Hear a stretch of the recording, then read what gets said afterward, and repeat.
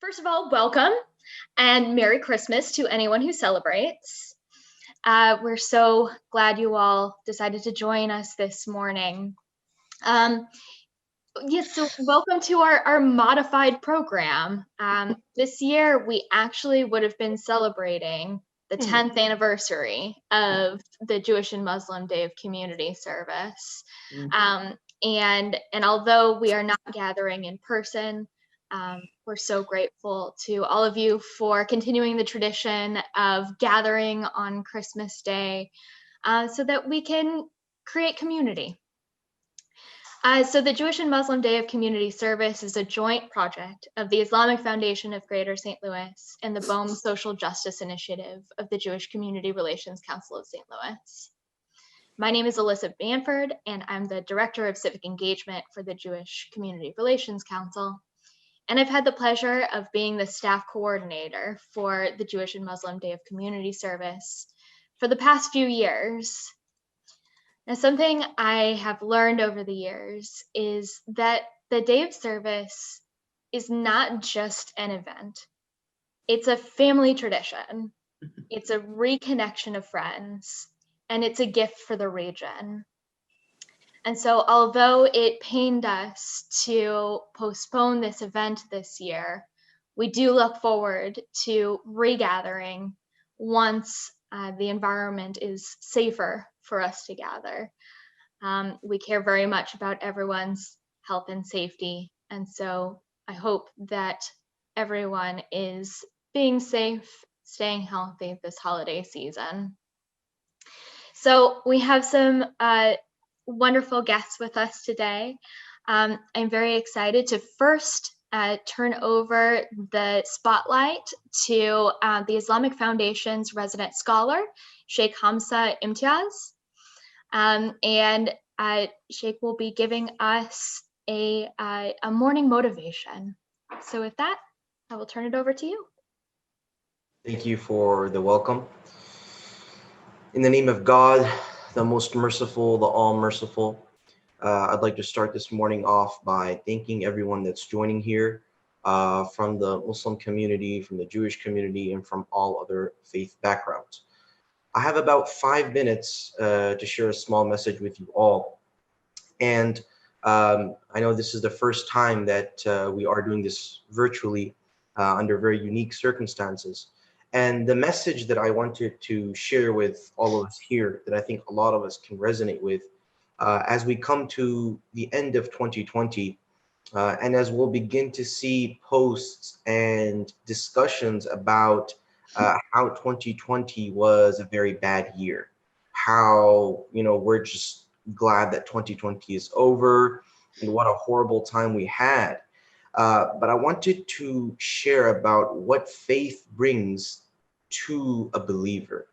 And in a world where faith is increasingly being alienated, and all of us here are in some capacity related to a faith tradition, although we differ in our theological understandings, we differ in how we pray, we differ in our beliefs, but nonetheless, we all are affiliated to some religion in some sort. And the key lesson for us as people of faith is that there was more to this year than we can think. And although it seems that there's only negativity, it seems that there is only, this year only brought us back, our outlook on things is very different. From the Muslim tradition in particular, there's a tradition from our prophet, a saying from our prophet that I thought I'd share, in which he speaks about this phenomenon. And, he says that the prophet, he narrates from God himself, that God says that the son of Adam, meaning humans, hurt me. They say something hurtful when they curse time, because I am time. And I control and I manage night and day. I vary night and day. Authority is in my hand. And the key lesson here is that God here is saying that even time is a creation of mine. So don't curse a creation of mine. And if that's the case with time, as Muslim scholars would comment, that's the case with everybody else, with other faith traditions, with other people around you, with circumstances that we are not even pleased with. We don't curse, we don't mock, and we don't certainly abuse anything. And so the key thing for us as believers is that in these times, in this challenging year, there is something positive. And we believe that there was a bigger purpose for this. It was a test from God. It was to test our patience. It was to test us with the various tests that God says he'll test us with, as promised in the Quran. And similar faith traditions also share in this. And so I'd like for us to all on this morning, to take a moment to reflect on what has transpired in the past year and how that has bettered us as believers, and to reflect on it being more than something that's simply an inconvenience. And if we're able to do that, the beauty of faith is that something that's displeasing for someone else can be something that's actually comforting. That's the beauty of faith. It brings meaning to life, right? And many times people will say, well, what is meaning other than simply being something that you just say to comfort yourself? And the reality is, we do believe that God ordained faith for us to comfort ourselves. And so in celebration of faith and in celebration of the end of this year, we take a moment to reflect. We take a moment to thank God for all the blessings that he gave us. And although this year was challenging, we don't complain. We try our best to move on and look at the positives. And a great way of doing that here is that we are continuing a good tradition, meeting with people of other faiths and promoting peace, dialogue, and cooperation. And I hope that this morning serves as a replacement of some sorts of the past years. And I'd like to thank you all for having me on here. And from myself to everyone, happy holidays. Thank you.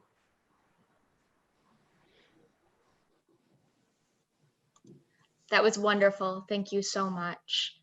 As we move, sorry, cat interruption.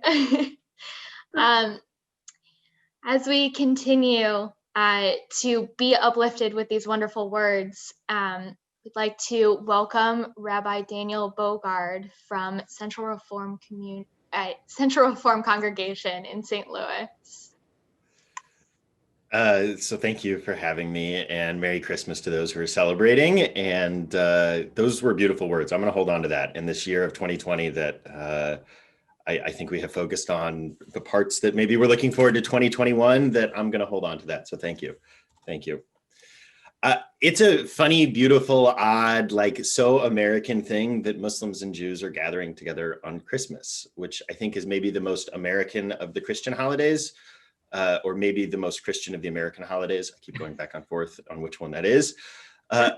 So for as many of you know, Hanukkah has been over for a bit, but one of my favorite quirky moments of Christmas as an American Jew is that if we were out in public, if this was a regular time right now, pre-COVID time, there's no doubt that all week I would have been wished by very well-meaning, loving people a happy Hanukkah over and over again. All of which is to say, I think I'd like to share a Hanukkah teaching today in honor of American Christmas. So if there's any Hanukkah story that I think that folks know, it's the story of the burning oil that was supposed to last for one day and instead lasted for 8, giving us our 8 nights of Hanukkah. So the ancient rabbis debated. Do we start with 8 flames on the first night to loudly and proudly proclaim the miracle of our faith? Or do we start with a single flame and add over and over again each night until there are 8 candles burning? After years and decades of sacred argument, eventually it was decided we start with 1 flame to remember to always add more light. I love this teaching. It's beautiful on its surface. But I think there's another teaching there. Actually, if you dive down, I think that there's a meta teaching that's here also. It's not just about how we act. It's about the mindset that we bring to the world. that we should be those that have a mindset that when we encounter light, we find some way to amplify it.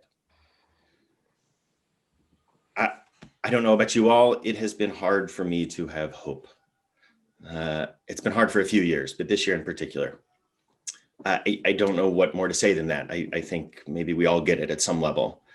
It feels like some of the old stories that we relied on, that we told ourselves, the myths that shaped our dreams and our futures, that they no longer hold water. And so this is why I think it is so important that we be like those people who say that we start with one light. Because no matter how dim it is, when we see light, we know what our job is. I'd like to close appropriately, I think, on Christmas with a lyric by one of my favorite lyricists, Paul Hewson, Irish and Christian, and I think a deep believer in America. If there is a light we can't always see, and there is a world we can't always be, if there is a dark, now we shouldn't doubt that there is a light. Don't let it go out. Merry Christmas. That was beautiful. Thank you so much for those words, Rabbi Bogard. Now, we're very excited to talk about the history of the Jewish and Muslim Day of Community Service. It's become such a tradition for so many households in the region that it's good to remember the origins and how what started as a humble small program became this event for thousands in the region. And it has continued to spread good over the years. And so, excuse me, I'd like to welcome a few guests. We have Dr. Ghazala Hayat, Zubaydah Ibrahim, and Rory Pickernice, Maharat Rory Pickernice. And we are just going to have a little bit of a discussion about how the Jewish and Muslim Day of Community Service began, how it transformed, and why we continue to invest to make sure that the program continues to grow. So, Dr. Hayat, would you like to say hello? Hi. Good morning. Shalom, salam, peace be on all of you. I think we're getting used to this meeting each other via Zoom. Looking forward to very soon we'll be meeting in person. So we have, I think Greta could not join us, but this is going on like it's the 10th year. To very much repeat what you said, Alyssa, yesterday, I mentioned to you the KMOX call. And you know what his words were? He said, there's nowhere else in the country that the Muslim and Jewish have this service on Christmas. And he said, we should be proud of it. And we should, the city and the whole area should be proud of it, what we're doing. So I am worker, and I was worker from day one. I think, not thanks Zubaydah, and they started, like you said, it was a small, okay, we are not doing anything on Christmas Day, except what was that, eating Chinese food and going to movies. Those are the most, everybody, those are the things, and we started. And then lots of traditions happened from there. One time I read about it, it's like, at our home, our kids, and later on your grandkids, everything, what are traditions? We don't even think about it. We start doing things, okay, we should do this, this is working. And eventually people start expecting it. Your kids and now community has accepted it as a tradition. On day of Christmas, we're going to all be together, the families. My granddaughter, a few months ago, she said, oh, on Christmas Day, we're going to be there. And I said, probably not this year, but we don't know. It'll probably be we were thinking about having just in the cars and isolated. So it has become a tradition, and it's the whole family. It's very nice that on this day that we don't celebrate Christmas, but we are all joining hands. And it gives lots of things. One is the most important is the service. We're doing it for the whole community. It combines that our faiths still have some common, it's a common, I say, anchor area that we're all together there. Then it's a family get together type of thing. Everybody is. And also we learn from it. During those things, I've learned a lot, starting from having breakfast in one, either Jewish JCRC or Islamic Foundation. I enjoy it. All the Jewish, morning, especially, I love bagels and all so I started looking forward to that. Okay, we're going to have those. And then these charity work, this getting together, learning to do different things, but making blankets. These may be small things, but I think it's creating a sense of service in our community, our children. And it's heartwarming that thousands of people buy into that. When every year your numbers are going up, that means no matter what we think, we are doing something probably a good thing. And I could just thank, as I said, I'm just a worker. I thank to all of the organizers, whatever I can do. Alyssa, people from Islamic Foundation, everybody, our rabbis, our imams, the whole families. Thank you very much. That's what makes our community great. I couldn't agree more. Coming together in service and in friendship, it is what makes our community wonderful. It makes our community strong. It makes our community vibrant. So now I'd like to introduce Zubaida Ibrahim. And Zubaida, as one of the original creators of this program, can you tell us a little bit about how it began and what it means to you today? There's a lot to say, so I'll try to compact because over the 9 or 10 years of memories, it started to begin with.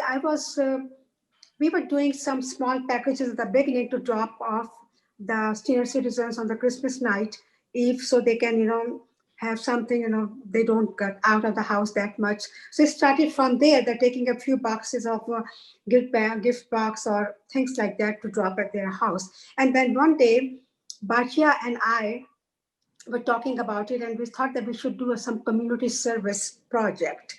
And we did not know what to do at that time. So then we started to talk about that. Let's do on the Christmas day and have Jewish and Muslims work on that day, give them, and the Christians can stay off for a few hours because a lot of Christians work on Christmas Day. So that idea started to grow and grow, and then we had a list of the sites. Every year we have almost 13 or 14 sites where people get together, and we plan that who is going to go, where is people's choices. Excuse me. So that's how it started to took place. And then first year, we were not expecting that many people because we have a site for the Islamic Foundation, and then JCRC's complex where we did many things before, and the nursing homes, and cookies for the police stations, and fire stations, and juvenile detention center. We went there with some of the people went there. So it started to grow like this. We keep adding on the sites or projects. So people were very cooperative and very interested in that. So we have a Jewish and Muslims and Christians, which I don't think other cities have ever thought about it, that we can get together that close, that we wait every year to do these projects. And I'm very proud of it that we are in our 10th year now. This is the last, it was continuously doing it except this year. So I feel really good about that. And today I have a chance to speak about that. And we have done a lot of work at the mosque also. One time we made 600 bags of dry soup mix with assembly line. And it was going on like really a factory. And people were happy, talking and laughing and enjoying, and breakfast and all that. It's just like a one family, which we never thought that who is Jew, who is Christian, who is Muslim. We just feel like one, and it's a really makes me feel very happy. That's beautiful. We really are one family. Seriously. Thank you. So we're so appreciative to, the originators of this incredible program and all of the participants who have joined us over the years to create this community. Yes. Uh, Couldn't be them. Yeah. yes, we couldn't do it without them. And of course, the planning committee and the steering committee and so many who turn up to give their time and their energy to make this program possible. Now I'd like to introduce Maharat Rory Pickernees, who is the Executive Director of the JCRC, to talk a little bit. Rory, can you tell us a little bit about, you were involved in the Day of Service prior to becoming the Executive Director of JCRC. Mm-hmm. So I'm curious about what that experience was like for you, and then coming into the role, what it means to continue this incredible program. Yeah, well, so first of all, good morning to everyone, and it's so wonderful to get to start this day with some inspiration and motivation with all of you, especially on this day when I was saying before, I don't want to go outside anyway, but with part of this day has always been there's not as much to do on this day other than really gather together and give back to our community. So I moved to St. Louis in 2013. And I think it was either 2013 or 2000. I think it was 2013. I think I was invited to speak at the breakfast that year, and it was such an incredible experience. As Dr. Hayat was saying, this is not something that is being done all across the globe, and to come into the community and to really first be kind of introduced to it as this one in which this is part of our values, right? This is what we do. We come together, and I remember bringing my young children who continued to come with me to breakfast and years later, but I think at the time it was just my oldest, who was still very young, and getting to do some of the little projects, little hands, and to just really be able to talk about what is important for our community. So 2 years later, in 2015, I became executive director of the JCRC, and went to the breakfast there. And I remember part of what was so poignant and stirring to me in that year, and then in 2016, was, I don't know, it feels like ages ago. We start talking about 5 years in this year that sometimes feels like a decade in and of itself, right? But 2015 was a really scary time. We were seeing waves of terror attacks across Europe, and Africa and the Middle East. There was just the start of terrible rhetoric in the United States. Some of you might remember that 2015 was when the 2016 election had already begun, and part of I don't even have the other word for rhetoric, but the way that candidates were trying to advance themselves was really about advancing significant Islamophobia. And we were already hearing stirrings then of Muslim bans and travel bans and things like that. And so I remember when we came that year, I think that year we had about 1,200 people show up. It was our largest number to date. And what was incredible was that it was the chance for everyone to really say, and I remember people really literally saying this, we didn't always know what we could do in terms of how we could dispel what was coming from some of the leadership in the country, or the potential leadership in the country. We didn't know what we could do about this rise of white nationalism or about this wave of terror attacks. But what we could do was stand together. And that was the most powerful message that we could send. And a year later, in 2016, after the election, I think that was again, we had probably about another 1,500 people that year, because people just felt like we just need to gather. And the projects that we do are important. We want to give back to the community that we're in. But in many ways, the most powerful part of this program has been just being able to show the world that even if other people want to tell us that we should be scared of one another, we're not. And we don't need to accept that rhetoric. And that has been one of the most inspiring pieces of my time at JCRC, and seeing this program evolve as our world has changed, but our relationship has always remained strong, and our ability to stand together has always remained strong. Beautiful, thank you. So I think you touched on a really important point that I'd love to open it up for conversation. So the Jewish and Muslim Day of Community Service has many outcomes, many outcomes, and it touches so many people. I think one of the areas that we strive to impact is reducing the amount of Islamophobia and anti-Semitism. And so I'm wondering if you all could speak a little bit to how you think that this program continues to combat those evils in our world. Dr. Hayat, maybe? Okay, well, thank you. Actually, when Rory was talking about it, reminded me, I don't remember the year, I think maybe exactly, it's been like 10 years now.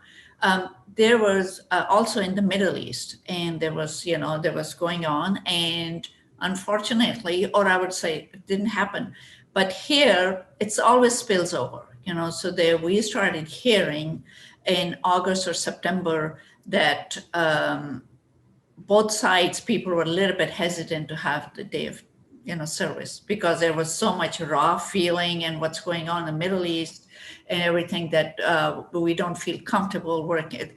So I give a lot of credit to Bachia.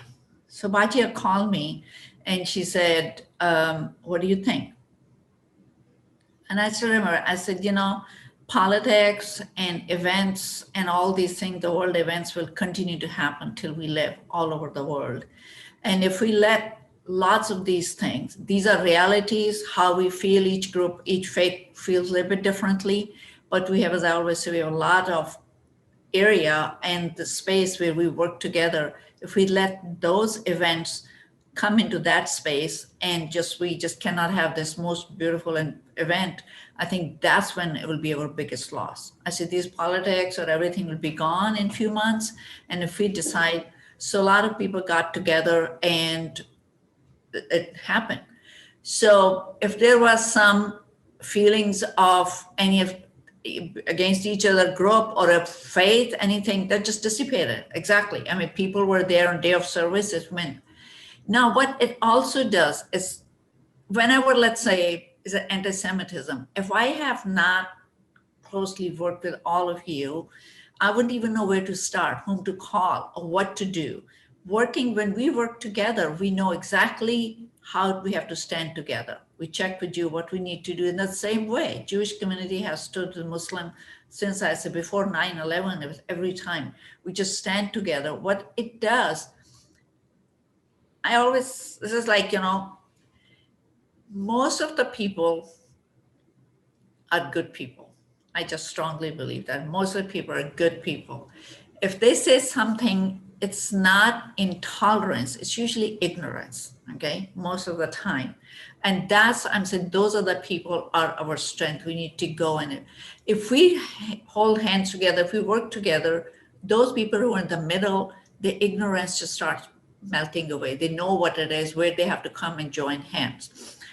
And then it's my unscientific, always say 5% on the one side who are like really intolerant and they have biases and prejudice. We cannot change them. We cannot we just have to be ready to answer all those things coming our way. And then there are the 5%, no matter what you do, they're not intolerant, they're not ignorant, they just don't care. You cannot get them into our sphere.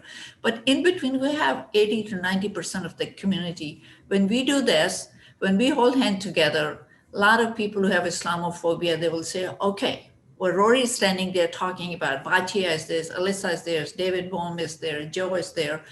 Okay, it must be, they know these people, even if they're people who are Jewish or anything, they will, the same way, whenever imams, everybody go and stand with you, they will say, okay, it must be.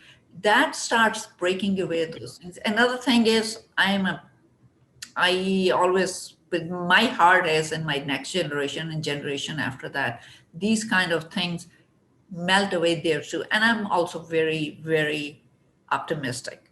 Each generation will be even more less intolerant but these are what is our job to do and make sure that we break all those barriers. And thank you for doing it. I agree. That's so beautifully said. And I want to just, add in, if I may, because I think, unfortunately, just even in the past 5 years, we've had occasions where, not just on Christmas Day, but where we have had to gather together, where there's been attacks against the Jewish community or attacks against the Muslim community. And again, I think the most powerful thing we can do is just show up. And that has always been the way that we've really changed the narrative. But I'll share just a really quick story that just came to mind from what Ghazala was sharing. So a few years ago, when there were those horrible, horrible attacks against the Muslim community in New Zealand, I know the Jewish community across the country was talking about what could we be doing, and it was exactly like Ghazala said, that we knew who to call. We said, okay, where do you need us to be, and all of that. But a colleague of mine, a number of rabbis that I know in other cities who just had not been doing this work for as long, were contacting me because they knew that we had this relationship. And one of my colleagues, she called me up, so she also wraps her hair like I wrap my hair, and she called me up. It was so surprising. She said, I'm going to go to the mosque because we all want to go to the mosque. Would it feel offensive that this is how, I don't want them to think like I'm trying to copy them. Is it cultural appropriation if I wear my scarf, the way that I tie my scarf? And first of all, it really threw me off kind of as a question, but I stopped and I said, well, I've gone to the mosque so many times and I always wear it like this. So I think, and it was just sort of like, it wasn't, like a theological discussion. It was just very much like she just hadn't been in. And so there's all this fear of like, what do I not know? And me just being able to say, well, I've gone in dozens of times and, this is, and here's what you dress, or here's, right, that took away for her just so much of that unknown. And sometimes it feels kind of silly because for those of us who know our community, our synagogues are so welcoming. Of course, we would love anyone to come in. But if you've never been in one, you don't know what to expect or what not to expect. And that's enough to hold us back, even when we feel this deep urge. And so what it is to have this day when it's not a moment of crisis, when it's Christmas Day, that our spaces have been opened up, that on every Christmas I've been able to go and we offer tours of the synagogues and the mosques. We go in for our projects. We have breakfast. It's the most kind of casual, right? It's not like I'm just getting dressed up for a wedding, right? It's this is just what I wear on a Friday morning. That has been, I think, also so transformative for our ability to then, in times of crisis, I didn't even realize the things that I don't have to go through in my head. It's just, I know where to go in. I know what to do. I know what's going to happen when I walk in because I've been in so many times and I know I feel welcome there already. And so for us, like having this day, not just for those moments of crisis, but what is it for our communities to feel like this is a space where we know we feel welcome, has transformed our ability to then show up when we have to. Absolutely. Zubeida, I see a hand raised from. I just want to say on a very basic level how much I enjoy the breakfast. I always I'm a Jew, I always try to sit down with a young Muslim family and hear about their lives. And I belong to the Reconstructionist movement, and they're always so curious about what I believe and how I lead my life. And I think that I always come away feeling good that I've made another friend in the Muslim community. Thank you. Really appreciate that. Zubeida, I'm really curious to hear from you. So over the years working with the Jewish community, I'm sure you must have learned a thing or two over the years. I'm curious if you have any personal takeaways from what you've learned about working with the Jewish community over the years. Okay. I say one line first: don't knock it unless you taste it. That's what my husband used to tell me. When we pass comment on somebody, oh, look what she did or he did that, he would stop us right there. Don't do that. So I remember that line all my life. Actually, tell the truth,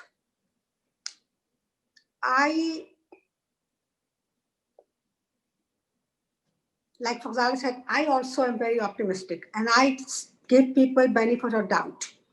It's not easy for Jews or Christians to go to a Muslim place and follow their, whatever the rituals are there to do there at that time. But if you tell them that you don't have to do that, but if you like to do it, it would be better for everybody, because we have to be, we have to respect each other's uh, customs and religious beliefs and all that. So I had few times I felt myself that some people had an objection that why do we have to do this thing, get together and all that, these why Jews have to come too close to Muslim mosque, or Muslims have to go to synagogues or churches, because I heard some Muslims are not doing that. We all have our opinions. So I heard some of them, and sometimes I didn't have any answer, but sometimes I said, listen, it's nothing. Here is religion has nothing to do with it. It's just like we are all one human being. We are here to help each other. We are going to go sites. We are going to go different places. If you are going to a nursing home, what are you going to do? Tell them I'm Jewish or Christian? No. We just go and tell them that let us help you. Or don't be alone. We'll sit with you and talk with you. So these things did happen, and it will always happen. But like Rosala said, 5%, they discriminate. They will follow you. There will be objections. People may not like it, but people who like it really keep coming. They're coming every year. And we have seen the number, every thousands of people come there. And the breakfast is a big place. It's a best place to make people to get together and get to know each other. So I'm very optimistic, and I think things had happened. There will be comments, but they shouldn't bother us, because we are doing a job. We have a plan. We have a thought that we are doing just for the community. So we be all together, because I never believed that one community should be like Christian, Jews, or Muslim. We all are one community. We are living in the same place. We are going to the same store, same grocery store, same places. So why not we get together and understand each other and be friends or sisters and brothers? So this is what my thought. That's great. And I think we have to keep doing it. Yeah, and I really appreciate what you said about how much you enjoy the breakfast. And especially what Madeline said as well, that really sometimes it's just wonderful to be able to gather and share a meal together without any objective or having to do a project, but just being able to sit and talk with each other. And that in and of itself just removes so many barriers. And that's something that I'm definitely grateful for the event over the years. And we felt so better at the breakfast, because all year around we were working out what's going to do, where to go, what to do, and planning and everything. And the breakfast time is everything is out of your mind, because everything is done. So you relax and you talk and you enjoy that place. So. Well, and you are always zooming around, setting up the breakfast and telling people where to go and where to put things. And so I'm sure that for you, it is an extra sense of relief when everyone gets to sit down and enjoy. Yes, and it's a good feeling. It is. A little work, but it doesn't hurt me. So. I see that Noor Ahmed has their hand raised. Would you like to unmute yourself? Okay. Well, if you decide to unmute yourself, you're more than welcome. Sharon, I just saw you raise your hand. As a Jewish person, I've been involved with the Tassom community, the Turkish American community in the past few years, and have really enjoyed getting to know people on with the Muslim faith in even a more intimate setting than the large group when we get together. And I'm just sitting here thinking, wow, this event is absolutely wonderful. I couldn't praise it high enough for bringing people together. I find that if you have like a small group of 10 people or a smaller group, you can get to know people even more. And I'm not trying to put anything on anybody else. But just wondering how we might be able to do that to sort of expand our getting to know one another,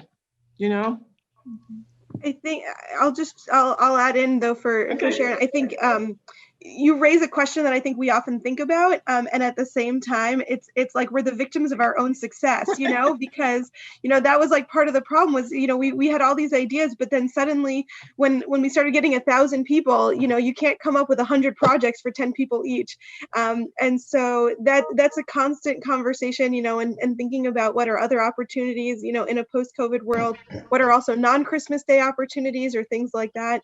But it's something that I know we've struggled with, and at the same time can't be fully upset about because there's clearly a need, right? We see so many people who are coming out, but yes, by the very definition, then sometimes we have people afterwards who say it was such a whirlwind of the projects, I barely even had time to talk to anybody. So I take it as like a sign of the need that we've touched upon and like the great success of the program, even as we are always thinking about what are some other ways that we can make sure that, not on Christmas Day, we have other opportunities for exactly what you described. So we'll say it's a good problem to have, even as we know it's a problem.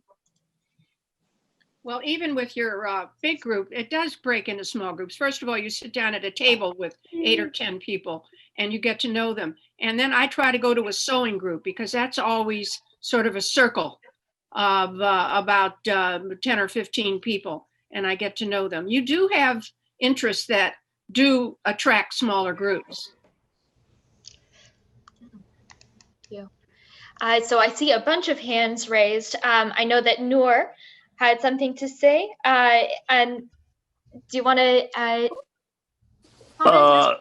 Hi, good morning. Can you hear me? Yes. Yeah. Yes. Okay. First of all, thank you very much for having this Zoom meeting. It's not exactly the same as actual physical interactions, but I appreciate Sister Ghazala and Sister Zubaida's involvement and over the years. And I have been involved with the morning breakfast for many years. And I remember we used to go downtown to a church and pick up all the goodies to be distributed to the local Christians on a Christmas Day. However, I just want to reminisce and thank Dr. Wahid Rana, who has been our forefather of our community for many years. He took it up further from this day breakfast commitment to a regular Jewish Muslim conference group meetings in Ikra Library for over 5 years between Rabbi Mark Shook, Harvey Schneider, and Dr. Rana himself. So we were able to interact with each other, have close relationship and friendship, and it grew up into a lot more understanding of each other and eliminated a lot of misconceptions. And this even further strengthened by our going to first interfaith partnership visit to Israel, which was another strengthened bond between Christians and Muslims and Jews and Baha'is. So I'm just saying it is good things to continue this relationship. A few days ago, I got a call from Harvey Schneider and Leanne Schneider to ask me how we are doing. I was surprised to hear that, but on the other hand, I was glad that they called. And so that kind of relationship should continue and have a good feeling with each other. Thank you very much. I appreciate it. I think that's a perfect story and demonstration of the relationships that have been formed over the years. So thank you so much for your constant involvement and commitment to this program. I would say one line, which is funny. My family says most of the time that you have more Jewish friends than you have any Muslim or Christian friends.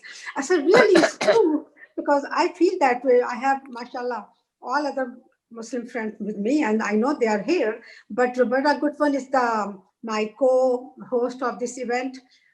I never knew her about. I never knew who she is. But right now we talk to each other quite often and meet each other.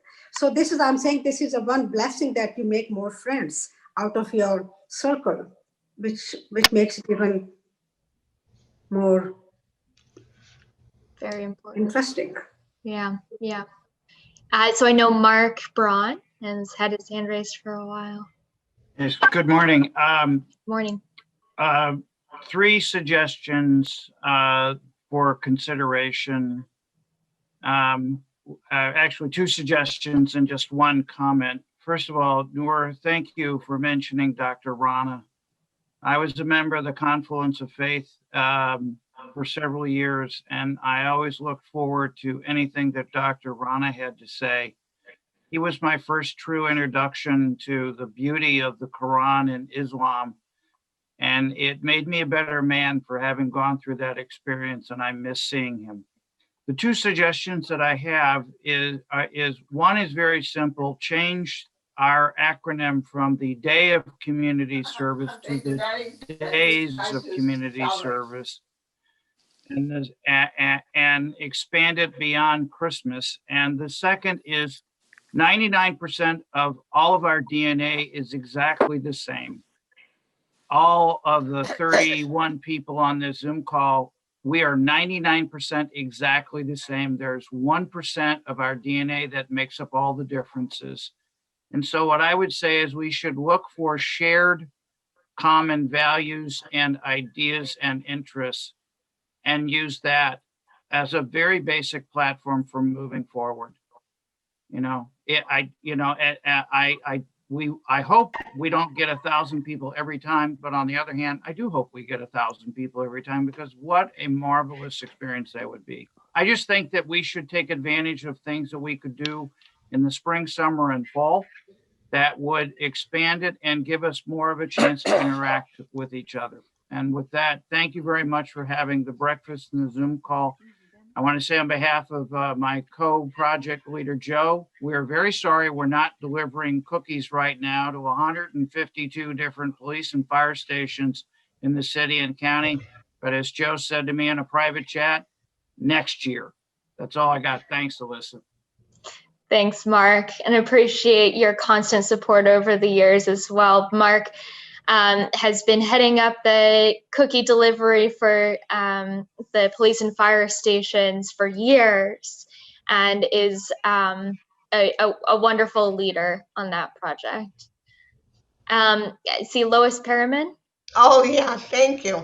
Well, I know I have never missed one of these. And Alyssa, thank you so much for continuing. And I actually love this Zoom and suggest that if we had to get together, we also do the Zoom.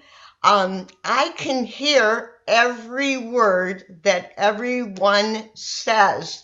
And I feel I got to know you because I am sitting 2 inches from my screen. So this is very intimate to me. But the first time I came, I sat at the table of a leader from the Muslim community. He was so organized. He had every other seat and he had our names on it. Was Muslim, Jewish. He had us tell about our life. He had all his relatives, and we stuck together for every project. Every time I'd find out what he signed up for, his family, and I'd go to that. And but then he went further into the city and I stayed more in the county. But my two highlights, they're all highlights, but my two highlights was to go to like, it wasn't a treatment center, it was a youth that were giving their families troubles. And so they were in U City, and they were supposed to be there for the day so their families could have a rest. Well, their family's rest was our great joy because we loved them and they loved us. We had so much fun, we didn't want to leave. And we danced our way to happiness with them and played games and laughed. And then the second one I adored, and I think I did it 2 years, but I definitely have memory from the last year, was going to the Muslim place down on like Highway 55, and you get off at, I don't know, but we had a meal with them, and we again told our stories to each other, and we had one Jewish person and the next person was Muslim. And my last story is, and thank you for Alyssa and Lori and all these wonderful Muslim leaders that I recognize, but the last story is I met a Muslim woman, and then I lost track of her, and I kept on trying to find her. And because her daughter was going to the university where I was going to go to, my brother taught there. And so I finally found her, and we traveled together. So you talk about friendship. Man, we had a time in Florida that couldn't be beat at the university. So I have to find her again. I will do it now that I went on this program. Thank you. Thank you, Lois. We really appreciate your, I know you always show up every year. So we're very grateful for you. David, I know you had your hand up earlier. I think we can take two more and then we'll need to wrap up for today. Okay. Well, one of the biggest drivers of ignorance or of prejudice is ignorance of the other. We fear what we don't know. And so this program has allowed members of the Muslim and Jewish community to get to know each other better. And hopefully by washing away some of that ignorance, we're also reducing prejudice. I can tell you that I see the Muslim-Jewish Day of Service as a real shining example, both locally and nationally.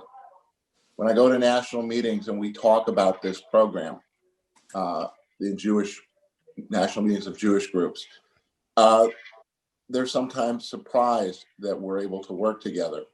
And they're not doing this in their own community. And we certainly urge them to do it and talk about how we've grown much closer with the Muslim community in St. Louis by working together. The project that I've been heading up for the last, 7 years at least, is down at the Juvenile Justice Center. And we play games with the kids, do a little sports with the kids who are unfortunately confined there over the Christmas holiday. And I think they're amazed when we tell them that we are a Jewish Muslim group working together. And I think it's a real example to them and, quite frankly, to the local community that we can work together. We may have some differences. We certainly have some differences. But as somebody said, we've got much more similarities than we do differences. And so this is a real shining example to our community in general. Wholeheartedly agree with you, David, and thank you for leading that beautiful project. I see Nagma Syed has had their hand up. Yes. Good morning, everyone. Thank you for hosting this, Alyssa. I enjoyed your conversation. I moved to St. Louis area in 2014, not a very social person in the community, but my children are grown up, and I'm not a leader, but I can be a good follower. So I would like you all to use me in any way that I can be for crossing the barrier. And I second Sharon, Mark, David, and everyone else that there should be more than just one day of service. Personally, we reached out to some Jewish communities, and as a matter of fact, one of the best friends of my daughter is a Jewish girl because we used to be in the Clayton area at some point. And I attended a couple of events at Shari Emet, if I'm pronouncing it correctly, in Creve Coeur, Ladue area. Amazing Ramadan events. Just, if there can be another way of knowing the interfaith activities in the area, because I've been trying to reach for more than 4 or 5 years that I've been here. So please, mostly I got to know about this event through the email that I received from the masjid. So if there can be something beyond that, would be greatly appreciated. And happy holidays, Merry Christmas. We appreciate that feedback. Thank you very much, and welcome. We're glad that you're in St. Louis. Thank you. So we are at 10:59, and so we will need to wrap up. I really appreciate all of you for joining us this morning, and I'd like to end with a very exciting announcement, in that although we weren't able to gather in person this year and participate in projects that would assist nonprofits across the region, I am very excited to say that thank you to all of you. The donations for what would have been the kits are now going to Bayit Mall, House of Goods, and the Harvey Kornblum Jewish Food Pantry. And we have raised just over $850. And this will be split between these two organizations. So we are so grateful for the entire community. And we really look forward to gathering in person as soon as we can. Lisa, is it possible just to put on the chat? So I'm sure that people, if they want to donate, I mean, it's not that we are not donating any, we are not accepting it. Absolutely. If you would like to donate, I will put a link in the chat. You'll be taken to the JCRC website, but there's a question that says contribution use, and you can choose the Jewish and Muslim Day of Community Service. So that is going in the chat right now. Please feel free to send more donations, and we will add that into the total amount. Thank you all so much. Have Thank you very much. Thank wonderful holiday season. And we look forward to seeing you all in person. Thank you very much. And happy Hanukkah, everyone. Okay. Thank you. Good to see all your Happy faces. New Year, Happy New Year, everybody. everyone. Happy holidays. Good fast. Bye bye, everyone. Happy New Year. Bye. Can't wait to see you all in Happy New person. Year. Yes. Be well, stay safe. Stay safe. Yes, stay safe and healthy. All right. See Bye-bye. you soon. Bye bye. Thank you. Thank you.